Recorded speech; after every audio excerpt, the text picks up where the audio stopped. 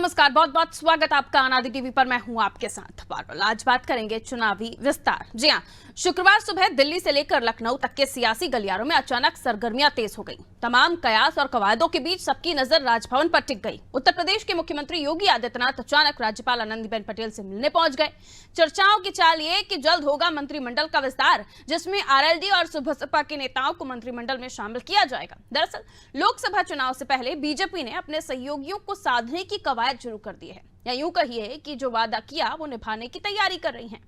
मंत्रिमंडल में जिन नामों की चर्चा है उनमें सुबसपा से ओम प्रकाश राजभर, बीजेपी से दारा सिंह चौहान, आकाश सक्सेना, राष्ट्रीय लोकदल से प्रदीप चौधरी, चंदन चौधरी और राजपाल बालियान को मंत्री पद की शपथ दिलाई जा सकती है। चुनाव से पहले बीजेपी न केवल अपने आप को मजबूत कर रही है, बल्कि एनडीए के दलों को भी ऊर्जा देने का काम कर रही है और पिछली बार से सबक लेते हुए सही समय पर सही रणनीति पर काम किया जा, जिससे पूर्वांचल अवध से लेकर पश्चिमी यूपी में मजबूत पकड़ बनाई जा सके। इसके साथ ही मंत्रिमंडल में क्षेत्रीय जातीय संतुलन का भी ख्याल रखा जाएगा। लेकिन बीजेपी के टारगेट 80 में ये फॉर्मूला कितना काम आएगा, वो भी तब जब मंत्रिमंडल विस्तार के सवाल पर राजभर बच रहे हों और विपक्ष, जिसके पास अब न यूपी में मौर्य है न जयंत, केवल साइकिल के साथ हाथ, क्या देगा बीजेपी के मंत्रिमंडल वाले फॉर्मूले को मात? आज इसी पर चर्चा करने वाले हैं। कुछ प्रतिक्रियाएं हैं, वो सुन लीजिए। फिर से उत्तर प्रदेश में मंत्रिमंडल के विस्तार की चर्चाएं, ऐसी चर्चाएं कि लोकसभा के प्रत्याशियों के चेहरे बदल दिए जाएंगे। तो उत्तर प्रदेश में जो जनता है वो बेरोजगारी, महंगाई, किसान, मजदूर जैसे मुद्दे पर सवाल पूछ रही है। वो दूध दही पर टैक्स कब तक दिया जाता रहेगा, इस पे सवाल पूछ रही है। उत्तर प्रदेश में एक भी परीक्षा बिना पेपर लीक हुए संभव नहीं हो रही, इस पे सवाल पूछ रही है। और भारतीय जनता पार्टी की सरकार वो मंत्रिमंडल का विस्तार करके लोकसभा के प्रत्याशियों के चेहरे बदल के जनता का ध्यान वो मुख्य मुद्दों से हटाना चाहती है। लेकिन जनता वो बदलाव चाहती है, वो भारतीय जनता पार्टी को हटाना चाहती है। जो आरोप विपक्ष लगा रहा है कि चुनाव के दृष्टिगत हम कोई विस्तार करने जा रहे हैं, तो वह साफ समझ लें कि यह विस्तार बहुत प्रतिष्ठित था, बहुत पहले से ही होना था। लेकिन चूंकि हम सबके मानस में राम मंदिर का भव्य निर्माण करना उनकी प्राण प्रतिष्ठा हम सब के लिए संकल्पित थे और एक लंबे समय तक हम सब ने उसकी प्रतीक्षा की, इसलिए कोई भी कार्य उसके बाद ही करने के लिए माननीय मुख्यमंत्री योगी आदित्यनाथ जी संकल्पित थे। प्राण प्रतिष्ठा हो चुकी है, रामराज बैठे त्रिलोका, हर्षित भय गए सब शोका। अब रामराज स्थापित हो चुका है। ऐसे में अब जो कार्य पेंडिंग है उसको किया जा रहा है। संभवतः 3 तारीख को रविवार की शाम को मंत्रिमंडल का विस्तार होगा और मंत्रिमंडल विस्तार में कोई कदाचित 4 या 5 लोग का जो होना है, उसके लिए माननीय मुख्यमंत्री योगी आदित्यनाथ जी स्वयं जाकर के राजभवन से मिले हैं। तो मंत्रिमंडल का विस्तार, लेकिन मंत्रिमंडल विस्तार के साथ ही उससे पहले हो रही चर्चाएं, क्योंकि कहा यह जा रहा था कि लिस्ट आ जाएगी, 155 प्रत्याशियों के नामों का ऐलान हो जाएगा लोकसभा चुनाव के लिए, लेकिन उससे पहले ही मंत्रिमंडल विस्तार की खबर आ गई। और फिर उसके बाद जब राजभर साहब से पूछा गया तो उन्होंने कहा कि अभी कुछ पता नहीं है, फिक्स नहीं है। हालांकि खबरें हैं कि 10 तारीख को मंत्रिमंडल विस्तार होगा, लेकिन कहा जा रहा है कि खुश नहीं है शायद राजभर। और चुनावी समय में इन दलों को साधना बेहद ही आवश्यक हो गया है भारतीय जनता पार्टी के लिए, क्योंकि आने वाले समय में 80 का टारगेट जो लिया है उसे पूरा भी तो करना है। यूं कहिए चुनावी समय में जो वादे किए हैं उसे भी भारतीय जनता पार्टी निभा रही है। मिलियन मेहमानों से जो हमारे साथ चर्चा में शामिल हो रहे हैं, अश्विन शाही जी हमारे साथ जुड़े हुए हैं। शाही साहब, बहुत बहुत स्वागत आपका अनादि टीवी पर। आजम खान सपा से प्रवक्ता है हमारे साथ जुड़े हुए, आजम जी बहुत बहुत स्वागत। सुबसपा से हमारे साथ सुभाष चंद्र यादव जी जुड़े हुए, सुभाष जी बहुत बहुत स्वागत करती हूँ आपका भी। आलोक त्रिपाठी जी हमारे साथ जुड़े हुए, वरिष्ठ पत्रकार हैं आप, आलोक जी बहुत बहुत स्वागत। और आप ही से चर्चा की शुरुआत। मंत्रिमंडल विस्तार सर, चुनावी समय जैसे कि मैंने कहा भी कि हम तो सोच रहे थे कि लिस्ट पहले आ जाएगी, लेकिन कहा जा रहा है मंत्रिमंडल विस्तार, क्योंकि तारीखें बार बार दी जा रही थी लेकिन विस्तार हो नहीं रहा था। इस बार आप मान रहे हैं विस्तार पक्का होगा, और जिस रणनीति के साथ बीजेपी विचार कर रही है विस्तार का, वो रणनीति फिट बैठ जाएगी लोकसभा चुनाव के लिहाज से, यानी मिशन 80 पर जो बीजेपी का फोकस है उसमें मंत्रिमंडल विस्तार कितना कारगर? त्रिपाठी जी देखिए पारुल जी, अभी हुए राज्यसभा के चुनाव में जिस तरह से भाजपा के जो सहयोगी दल थे, जिन लोगों जो नहीं सीट जीत रही थी, वो सीट भी उन लोगों के सहयोग से वो जीती। तो जाहिर सी बात है कि जो उनके सहयोगी थे उन्होंने अपना काम राज्यसभा में कर दिया। अब बारी भाजपा की है कि वो मंत्रिमंडल का विस्तार में उनको स्थान दे, जिस तरह से लोगों की वार्ता पिछले काफी समय से चल रही थी और कई बार ऐसा आ रहा था। क्योंकि अगर मंत्रिमंडल विस्तार पहले हो जाता है तो लोकसभा की सीटों का अगर तालमेल थोड़ा बहुत 19-20 होता है तो भी वो लोग संतुष्ट होंगे कि कम से कम एक जगह हमको सत्ता में साझेदारी मिली है।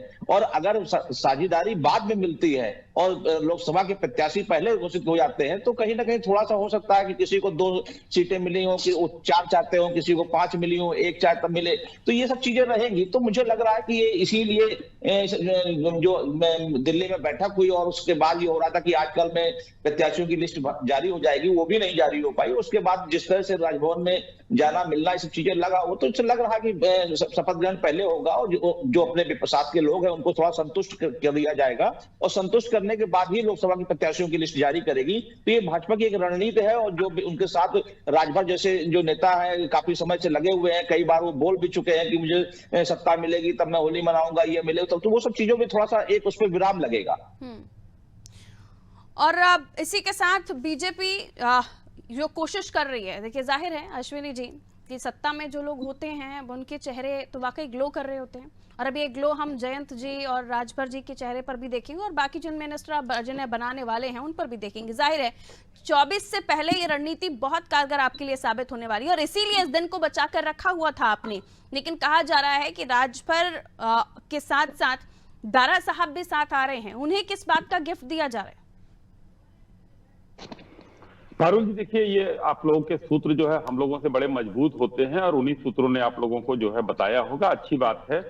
लेकिन भारतीय जनता पार्टी ने अपने एनडीए के सभी सदस्यों का हमेशा ख्याल रखा है, चाहे हम बहुमत में रहे हों, बहुमत में नहीं रहे हों, माननीय अटल जी की सरकार ले लीजिए या मोदी जी की सरकार लीजिए। उत्तर प्रदेश में भी हम बहुमत में रहे हैं, तब भी हमारे साथ एनडीए के जो सदस्य हैं उन सदस्यों का सम्मान किया गया है, जो कि दूसरे दल नहीं करते हैं। इंडिया अलायंस के लोग भी हैं, वो एक दूसरे का आप देख लीजिए किस तरीके से क्या हो रही है, मैं उस पर नहीं जाता हूं। लेकिन भारतीय जनता पार्टी ने हमेशा सम्मान किया है। दारा सिंह जी हमारे यहाँ आए हैं, उनको विधान परिषद दिया गया है।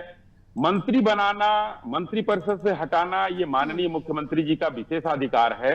वो अपनी टीम में किसको रखते हैं, किसको नहीं रखते हैं, इस पर किसी को बोलने का कोई मुझे नहीं लग रहा कोई औचित्य है। वो कुछ दिन जल्दी से जल्दी अभी मंत्रिमंडल में जो जगह है उसको भरना भी है, तो ये शामिल किया जाएगा। अब किसको शामिल किया जाएगा, क्योंकि हम एनडीए के सदस्यों का ख्याल रखते हैं, तो उसमें राजभर जी हमारे साथ अभी जुड़े हैं, तो हो सकता है उनका भी ख्याल रखकर पार्टी चलेगी। क्योंकि जैसे आशीष पटेल जी हमारे यहाँ हमारे साथी हैं, हमारे मंत्री हैं, वो तो इन लोगों को साथ में लेकर चलना ही तो हमारा नारा है, सबका साथ, सबका विकास और सबका विश्वास। आने वाले दिनों में माननीय मुख्यमंत्री जी जो घोषणा करेंगे वो दिखाई दे जाएगा। राजभर जी कुछ उदास दिखाई दे रहे हैं, कुछ पहले जो उनका कॉन्फिडेंस होता था, लेकिन अब वो कॉन्फिडेंस आज उनके चेहरे पर दिखाई नहीं दिया। उनका बॉडी लैंग्वेज बता रहा था कि शायद वो चाह रहे हैं, वो उन्हें मिल नहीं रहा है। उनकी महत्वाकांक्षाएं कुछ और होंगी। नहीं, देखिए ऐसा है कि भारतीय जनता पार्टी एक अनुशासित पार्टी है, और हमारे साथ जो लोग भी चलते हैं वो एक अनुशासन में चलते हैं। तो माननीय राजभर जी भी कोई ऐसा नहीं है कहीं उदास हैं, वो दुगने उत्साह से बात कर रहे हैं। बढ़िया जो बेबाक बोलते हैं उसी बेबाकी के साथ इंटरव्यू दे रहे हैं। कहीं हमको लोगों को तो उदासी नहीं दिख रही है। आज वो बेबाकी नजर नहीं आई ना सर? नहीं, आज का इंटरव्यू देखिए, उन्होंने कहा है कि जो वो करेंगे। आज कोई ऐसा नहीं है कि देखिए वो हमेशा बेबाकी से बोलते हैं, लेकिन कुछ ऐसे वो रहे हैं जब पार्टी का भी एक अनुशासन है, उसकी लिमिटेशंस है जो हमारे साथ सुबह सभा से जब भी मैं बात करती हूँ तो बड़ा ही खुलकर मुझे जवाब मिलता है, और पता चलता है कि जैसे राजभर जी बोलते हैं वैसे उनके प्रवक्ता भी बोलते हैं। बहरहाल आज हमें क्या जवाब मिलता है, सुभाष चंद्र जी हमारे साथ जुड़े हुए हैं। सुभाष चंद्र जी, क्या मैं सही हूँ, क्या मैंने सही पहचाना कि बॉडी लैंग्वेज उनकी थोड़ी सी अलग थी आज? कुछ तो उदासी थी या कुछ तो मन में बात थी जो वो खुलकर नहीं कह पा रहे थे? अरुण जी, पहले तो मैं यहाँ बोल दूं आपको कि सुबसपा नहीं है, सुभासपा है पार्टी का। वो जो एक्चुअल नाम है, जो रियल नाम है, सुभासपा। सुहेल देव, भारतीय समाज पार्टी। पता नहीं कहाँ से आपको बॉडी लैंग्वेज, जी बिल्कुल बिल्कुल बिल्कुल। और दूसरी बात ये कि पता नहीं कहाँ से आपको हमारे राष्ट्रीय अध्यक्ष माननीय ओम प्रकाश राजभर जी उदास दिख गए, उनकी बॉडी लैंग्वेज देखिए, पता नहीं कैसे। उत्तर प्रदेश के अंदर माननीय ओम प्रकाश राजभर जी एक ऐसे व्यक्ति, एक ऐसे नेता है जो खुला खेल फर्रुखाबादी वाले कहावत को चरितार्थ करते हैं। उनके मन में जो होता है उनकी जबान पे भी यही होता है, और मीडिया के सामने भी वो खुलकर बोलते हैं। वो दूसरे समाजवादी पार्टी या कांग्रेस के नेताओं की तरह नहीं है कि मुंह में कुछ और है, जबान पे कुछ और है, पीछे कुछ और है, ऐसा कुछ भी नहीं है। सुहेल देव भारतीय समाज पार्टी, एनडीए का, भारतीय जनता पार्टी का एक मजबूत सहयोगी दल है, और हमारे अंदर किसी भी प्रकार की कोई निराशा नहीं है, न कोई उदासी है। हम तो उल्टा खुश हैं, क्योंकि जिस प्रकार इंडी गठबंधन के अंदर जो ठगों का ठगबंधन इन्होंने बनाया है, जिस प्रकार इनके अंदर सिर्फ उठौल मची हुई, सीटों को लेकर मारामारी मची हुई है, हमारे अंदर इस प्रकार की कोई भी चीजें नहीं है। आप ही के सूत्र बता रहे हैं कि भैया 6 सीट सहयोगी दलों को दी जा रही है। हम लोगों को इसके बारे में कुछ भी नहीं पता, क्योंकि एनडीए और भारतीय जनता पार्टी के साथ साथ जो सहयोगी दल है उसका जो शीर्ष नेतृत्व है वो तय करेगा कि कौन सी सीटों पे कौन लड़ेगा, कौन सी सीटों पे कौन नहीं लड़ेगा। एनडीए 80 की 80 सीटों पर लड़ रहा है, चाहे वो माननीय ओम प्रकाश राजभर जी हो, अनुप्रिया पटेल जी हो, संजय निषाद जी हो, जयंत चौधरी जी हो। क्योंकि सपा में थे तो ये कहा जाता था कि 5 से 6 सीटें मांग रहे हैं। सपा में थे तो कहा जाता था कि लोकसभा के लिए 5 से 6 सीटें मांग रहे हैं जिस पर लड़ना चाहते हैं, लेकिन यहाँ सीटों को लेकर भी, सीट शेयरिंग को लेकर भी खबरें निकल कर आ रही हैं। 1 या 2 सीटों से आपको संतुष्ट होना पड़ेगा। हो सकता है इसकी भी कोई उदासी हो। मंत्रिमंडल विस्तार तो हो रहा है, वो कोई और पोर्टफोलियो चाह रहे थे, शायद वो पोर्टफोलियो ना मिल रहा हो। मैडम, पहले मंत्री पद की शपथ ली जाएगी, उसके बाद का जो पोर्टफोलियो होता है उसके बाद विभाग का बंटवारा होता है। पहले से विभाग का कोई बंटवारा नहीं होता। दूसरी बात रही सीटों की बात, तो सीटों के अंदर 1 सीट पे मानेंगे, 2 सीट पे मानेंगे, 5 सीट पे मानेंगे, ये हमारी पार्टी का राष्ट्रीय नेतृत्व तय करेगा, ये एनडीए का राष्ट्रीय नेतृत्व तय करेगा। हम यहाँ पे स्पष्ट कर देना चाहते हैं कि एनडीए के अंदर इस प्रकार की कोई भी सिर्फ उठावल नहीं है, सीटों की कोई मारामारी नहीं है। जैसे कांग्रेस के अंदर थी, समाजवादी पार्टी के अंदर थी, पहले कांग्रेस को समाजवादी पार्टी 7 सीटें दे रही थी, 7 सीटें दे रही थी, 10 बढ़ाया, 17 बढ़ाया, तो इनके अंदर ये सब चीजें हो रही, मोल भाव हो रहा है। एनडीए के जितने भी सहयोगी दल उसके अंदर कोई मोल भाव नहीं है। हमारा एकमात्र उद्देश्य 80 लोकसभा सीटें जीतना और इस देश के यशस्वी प्रधानमंत्री आदरणीय नरेंद्र मोदी जी को सब कुछ चाहने से मिलता नहीं है। ये बात सच है कि हमने तो सवाल 3-4 रख ही दिए कि किस वजह से उदासी हो सकती है। क्या मिनिस्टर बना रहे हैं उनको, या वो अपने साथ किसी और को भी चाह रहे हैं, या फिर आने वाले भविष्य को लेकर भी बातचीत हो गई कि पोर्टफोलियो क्या मिलने वाला है, क्योंकि दूर की सोचते हैं ना ओम प्रकाश राजभर जी। खैर, लौट रही हूं मैं आपके पास। हमारे साथ आजम जी भी बने हुए हैं। आजम जी, एक बार फिर से आपका स्वागत। ये कहा जा रहा है कि मंत्रिमंडल विस्तार के साथ हर क्षेत्र को साधने की उत्तर प्रदेश में जो मिशन 80 है उसके लिए बीजेपी अपनी रणनीति बना रही है, जिसमें अवध से लेकर पूर्वांचल, पश्चिमी हर जगह पर अपने पूरी तरीके से जाल बिछाने की कोशिश की जा रही है भारतीय जनता पार्टी के सामने। भारतीय जनता पार्टी कर रही है आप लोगों के सामने, लेकिन समाजवादी पार्टी से टूट क्या कहेंगे? पारुल जी, भाजपा अगर सब कुछ सही है उसका, तो मेन चुनाव से पहले मंत्रिमंडल विस्तार इस बात का सबूत है कि कहीं न कहीं जो परेशानियां हैं, जो कठिनाइयां हैं प्रदेश की, वो उसे मैनेज करना चाहते हैं। समाजवादी पार्टी जो युवा परेशान है, जो किसान परेशान है, उसकी बात करती है। मैं अपनी बात नहीं कर रहा हूँ। एनसीआरबी का डाटा कहता है कि हर 2 घंटे में 3 युवा आत्महत्या कर रहा है। तो किस लिए आत्महत्या कर रहा है? पिछले 7 सालों में 18 परीक्षाएं लीक हो जाती हैं। अभी कल परसों जो है उसकी परीक्षा लीक हो गई। आगरा में जीव विज्ञान और गणित की परीक्षा लीक हो जाती है। और ये सब बच्चे उस गरीब किसान के बच्चे हैं जो बड़े मुश्किल से अपनी गाढ़ी कमाई पेट काट के उन्हें पढ़ाने के लिए भेजता है, और उसके परिणाम स्वरूप उन्हें मिलता क्या है? परीक्षा लीक और बेरोजगारी। तो इन सब मुद्दे हैं।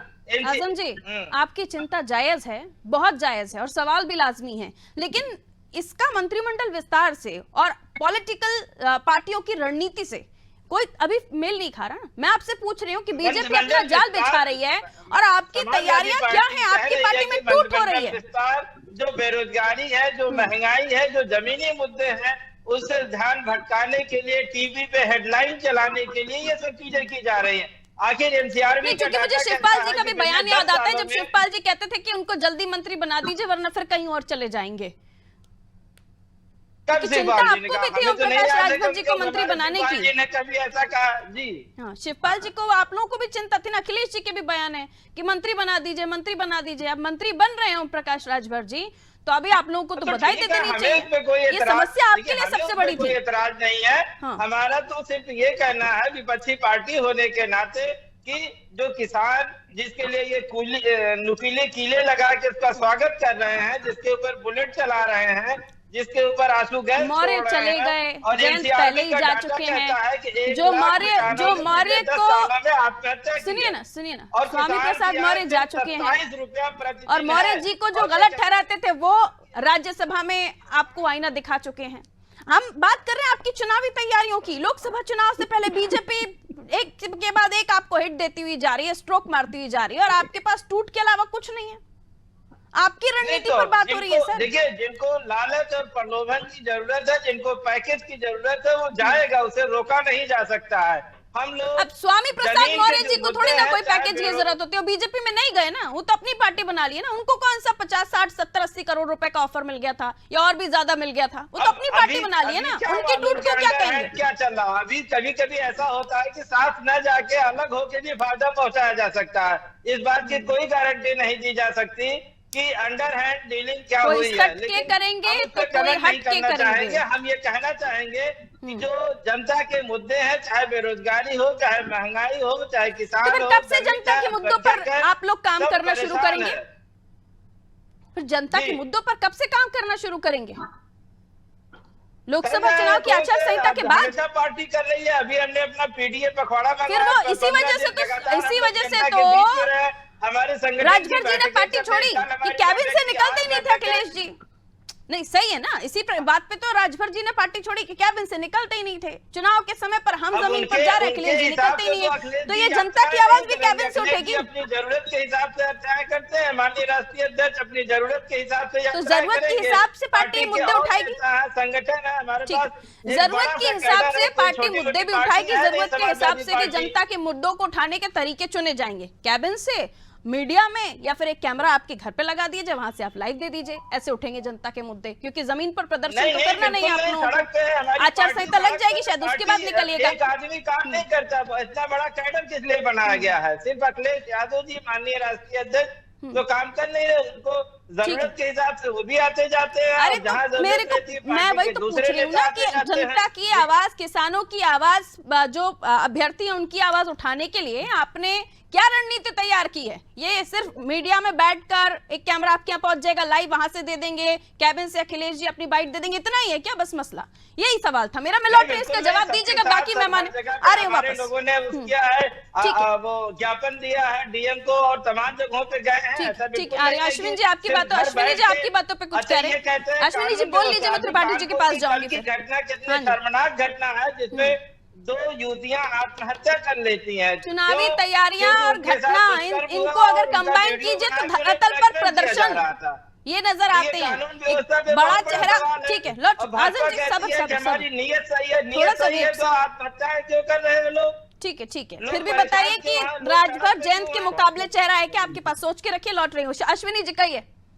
जी देखिए, मतलब इस समय समाजवादी पार्टी बौखला गई है। हमारे आजम भाई यहाँ बैठे हुए हैं, इनके नामा राशि से पूछिए क्या दुर्गति हुई, अखिलेश जी ने क्या दुर्गति किया। वो अभी पीडीए की बात ये कर रहे थे, पीडीए जैसे ही इन्होंने राज्यसभा के टिकट दिए, शरीफ शेरवानी जी से लेकर और कौन कौन से बयान किस तरीके से आए सबने सुना। और सबसे इंटरेस्टिंग बात, राज्यसभा चुनाव में 3 प्रत्याशी उतारे गए।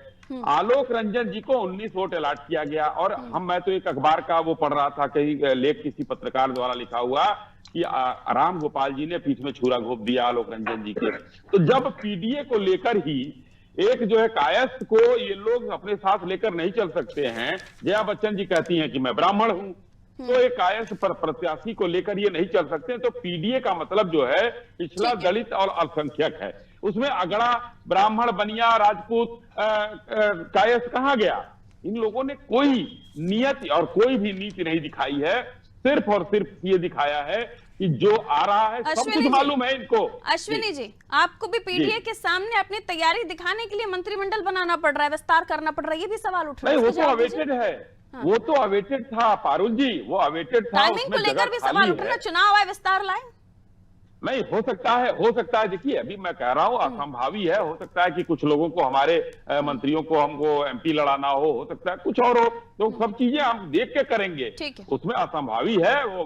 ऐसा नहीं है कि चुनाव तो हर साल होते हैं, कभी उत्तर प्रदेश का, कभी बिहार का, कभी देश का, कभी राज्यसभा, कभी विधानसभा। ये बड़ा कॉपी पेस्ट वाला जवाब होता है कि चुनाव तो हर साल होते हैं, बाकी किसी भी चीज पर सवाल पूछ लीजिए तो बीजेपी की तरफ से ये जवाब जरूर आता है। खैर त्रिपाठी जी मैं आपके पास आ रही हूँ, सुभाष जी, लेकिन त्रिपाठी जी के पास जाऊंगी पहले।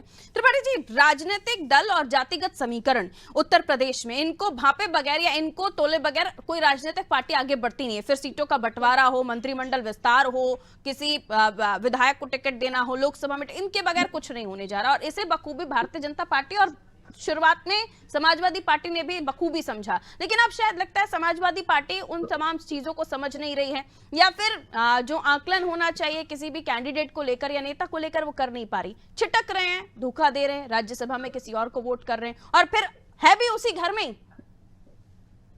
त्रिपाठी जी, देखिए ये राज्यसभा के जो चुनाव हुए ये समाजवादी पार्टी की एक बहुत बड़ी सीख है कि हम जिस राजनीतिक पार्टी से या भारतीय जनता पार्टी गठबंधन से हम चुनाव लड़ने जा रहे हैं, तो हम चुनाव में किस तैयारी से जा रहे हैं। इतने बड़ी संख्या में उनके विधायकों ने क्रॉस वोटिंग की और समाजवादी पार्टी के लोगों को पता नहीं था। अगर वो 3 वोट व्यवस्था नहीं कर पाए, भाजपा ने उससे कई गुना ज्यादा वोटों की व्यवस्था कर दी, तो जाहिर सी बात है कहीं ना कहीं जो गणित है उस गणित में भाजपा सभी राजनीतिक दलों से भारी पड़ती है। और यही कारण है कि देखिए पिछले जो भी उनके सहयोगी दल है, चाहे राजभर की हो या जो भी लोग हैं, बहुत दिनों से ये चल रहा था कि सरकार में मंत्रिमंडल विस्तार होगा, लेकिन भाजपा राजभर और दारा सिंह दोनों को लेकर क्या कहेंगे आप? उनकी राजभर जी की बॉडी लैंग्वेज और दारा सिंह का शामिल होना मंत्रिमंडल में, हालांकि अभी सिर्फ कयासी हैं, क्या कहेंगे? देखिए वो जिस तरह से बहुत ज्यादा बयान देते हैं, बहुत खुल करके बात करते हैं, जो पिछली बार में जो भाजपा से जो अलग हुए वो भी उनका यही कारण था। तो शायद यही कारण है कि जो उनको कुछ दिशा निर्देश दिए गए होंगे कि आप वापसी तो हो रही है, क्योंकि बहुत लंबा इंतजार कराया भाजपा ने उनको मंत्रिमंडल में शामिल करने के लिए। जिस तरह क्या उन्हें वो हासिल हो रहा है जिसकी ख्वाहिश वो रख रहे हैं? शॉर्ट में सर, क्या उन्हें वो हासिल हो रहा है जिसकी ख्वाहिश वो रख रहे हैं? त्रिपाठी जी जल्दी से। जी क्या बोला? क्या उन्हें वो हासिल हो रहा है जिसकी ख्वाहिश वो रख रहे हैं?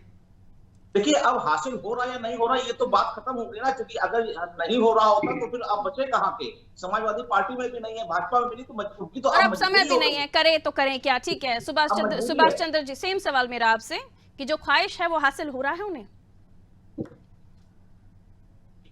देखिए ख्वाहिश क्या है, हासिल हो रहा है क्या, ये अलग विषय है। जो वरिष्ठ पत्रकार इनकी बातों से मैं असहमत हूँ पूरी तरीके से। इनके मन में क्या चल रहा है मुझे नहीं पता, लेकिन बार बार इस चीजों को लेकर दिया जाता है भैया माननीय ओम प्रकाश राजभर जी की मजबूरी है। माननीय ओम प्रकाश राजभर जी की कोई मजबूरी नहीं है, जो पार्टियां उनकी जरूरत है माननीय ओम प्रकाश राजभर जी। हम समाजवादी पार्टी के साथ में थे, समाजवादी पार्टी को 49 से लेकर 111 पर चले गए थे, ये पूर्वांचल की बदौलत गए थे, माननीय ओम प्रकाश राजभर जी की बदौलत गए थे। लेकिन ये भी तो इतिहास है, जब जब जिससे अलग हुए हैं कारण कुछ ना कुछ यही रहा, कारण कुछ ना कुछ यही रहा सर, जब जी अलग हुए जिससे। फारूल जी मुझे मेरी पूरी बात को कंप्लीट करने दीजिए ना।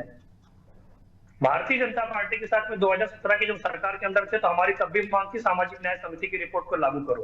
हम सत्ता के लालची लोग नहीं है, हमारी उस समय को मांग को नहीं पूरा किया गया तो हम सरकार से बाहर चले गए।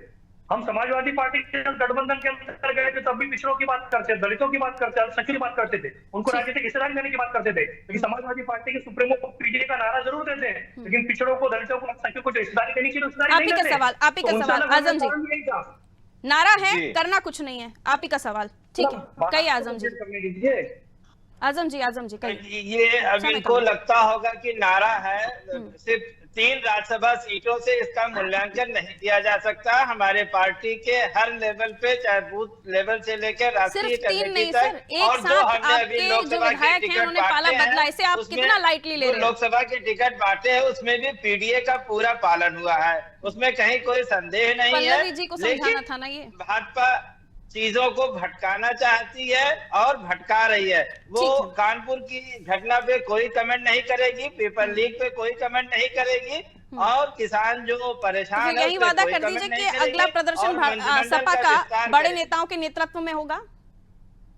जी, अगला प्रदर्शन इन्हीं मुद्दों को लेकर सपा का बड़े नेताओं के नेतृत्व में होगा, यही कह दीजिए फिर। बिल्कुल होगा, बिल्कुल होगा। कब आचार संहिता लगने के बाद तारीख दे दीजिए, ये मुद्दे हमेशा चलते हैं, तारीख दे दीजिए या समय सीमा बता दीजिए। प्रमुख मुद्दे हैं, इसमें कोई दो कहने से ना होगा सर। और अभी हमारे ठीक है, बहुत बहुत शुक्रिया आप सभी का हमारे साथ चर्चा में जुड़ने के लिए। माफी के साथ इजाजत लूंगी क्योंकि समय इतना ही इजाजत देता था। चुनावी विस्तार, मंत्रिमंडल विस्तार होने जा रहा है और विस्तार में भी तमाम चीजों का संतुलन साधा जाएगा। राजनीतिक समीकरण देखे जाएंगे, क्षेत्रीय समीकरण देखे जाएंगे, और उसके बाद लेकिन जिन्हें चुना जा रहा है उस पर भी बात होनी चाहिए, क्योंकि राजभर साहब, हालांकि आज जो उन्होंने कहा उसके बाद ये भी सोचा जा रहा है कि क्या उन्हें वो हासिल हो रहा है जिसकी ख्वाहिश वो रख रहे थे।